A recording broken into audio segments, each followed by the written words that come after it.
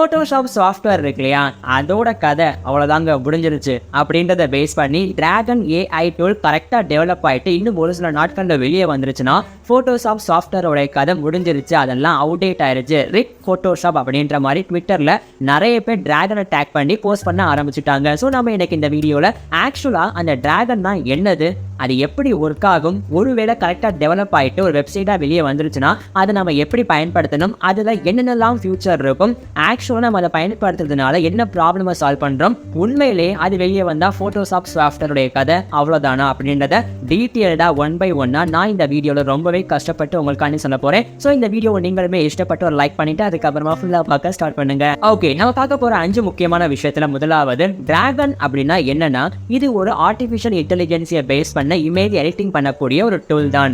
இது ஒருவேளை எக்ஸாக்டாக டெவலப் ஆகிட்டு வெளியே வந்துருச்சுன்னா இது எப்படி ஒர்க் ஆகும் அப்படின்றதையுமே சிம்பிளான ஒரே ஒரு லைனில் சொல்கிறேன்.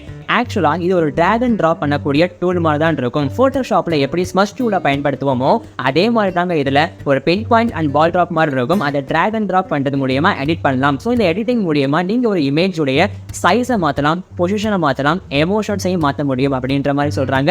அப்படி ஒரு சில விஷயம் பண்ணும்போது 3D மாடலிங்காகவும் அவுட்புட் எடுத்துக்கலாம். அப்படி நீங்கள் ஷேப்பை மாற்றுறீங்க, பொசிஷனை மாற்றுறீங்கன்னா அண்ட் நீங்கள் எடிட்டிங் பண்ணக்கூடிய அந்த இமேஜ் பார்ட் மட்டும் தான் டிஃபர் ஆகுமே தவிர மற்ற இமேஜ் பார்ட் எல்லாம் எந்த விதத்திலையுமே எஃபெக்ட் ஆகாது நீங்கள் எடிட்டிங் பண்ணுறது மூலியமா இந்த டிராகனை பயன்படுத்தி அப்படின்ற மாதிரியும் சொல்கிறாங்க.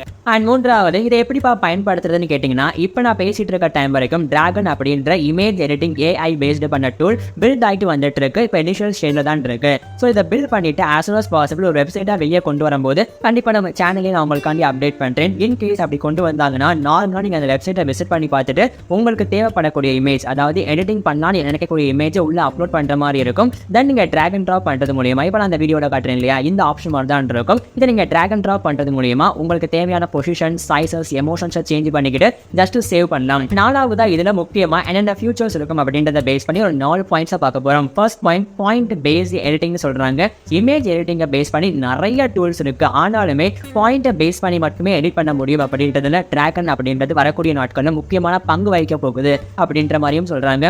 ரெண்டாவது 3D மாடல் இன்டிகிரேஷன், அதாவது ஒரு இமேஜை நீங்கள் எடிட் பண்ணுறது மட்டுமே இல்லாமல் இன்ஸ்டன்ட்டாக அதை 3D மாடலாக சேஞ்ச் பண்ணணும்னு நினச்சாலுமே நீங்கள் சேஞ்ச் பண்ணி அவுட்புட்டாக எடுத்துக்கலாம் அப்படின்ற ஃபியூச்சரையுமே ரெண்டாவதாக ப்ரொவைட் பண்ணுறாங்க.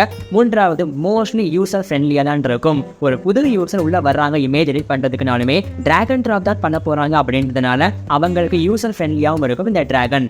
நாலாவது, பொட்டன்ஷியல் ஃபார் இமேஜ் எடிட்டிங். நீங்கள் எந்த விதத்தில் எப்படிலாம் இமேஜை சேஞ்ச் பண்ணலான்னு சொல்லிட்டு இந்த வெப்சைட்டை தேடி வர்றீங்களோ அந்த அளவு உங்களுக்கு பொட்டன்ஷியலாக இருக்கும் இந்த வெப்சைட். எல்லா விஷயத்தையும் பண்ணிக்கலாம் அப்படின்ற மாதிரியும் சொல்றாங்க. ஃபர்ஸ்டா இந்த வீடியோ பொறுத்தளவுக்கு 5ஆவதா இதை பேஸ் பண்ணி நம்ம என்ன ப்ராப்ளமை சால்வ் பண்ணலாம், இதனால என்னென்னலாம் பண்ண முடியும், இதனால போட்டோஷாப் சாஃப்ட்வேருக்கு பாதிப்பு வருமா அப்படின்றத பார்க்க போறோம். ஃபர்ஸ்ட் ஆஃப் ஆல் என்ன ப்ராப்ளமை சால்வ் பண்ண முடியும்னா, ஃபார் எக்ஸாம்பிள் நீங்க போட்டோகிராஃபி ஃபீல்ட்ல இருக்கீங்க, ஒரு ஃபாரஸ்ட்டுக்கு போறீங்க, ஒரு அனிமலை ஷூட் பண்றீங்க, போட்டோ எடுக்கிறீங்க அப்படின்னா அதுக்கப்புறமா நீங்க வீட்டில் வந்து சிஸ்டம்ல வச்சு எடிட் பண்ணி பார்க்கும்போது சார் இந்த இமேஜை அந்த அனிமல் நிற்கிற மாதிரி எடுக்காம உட்காந்துருக்க மாதிரி எடுத்துருக்கலாமே, இல்லைன்னா ஃபார் எக்ஸாம்பிள் லயன் கர்ஜிக்கிற மாதிரி ஒரு போட்டோ எடுத்துருக்கணும், மவுத் ஓப்பன் பண்ற மாதிரி போட்டோ எடுத்துக்கலாமே அந்த இடத்துல, அதுக்கப்புறமா நம்ம எடிட்டிங் பண்ணியிருந்தா சூப்பரா இமேஜ் அமைஞ்சிருக்குமே அப்படின்றத நீங்க நினைச்சாலுமே நார்மலா நீங்க போட்டோகிராஃபி பண்ணும்போது ஒரே ஒரு பிக் எடுத்தாலே போதுமானது.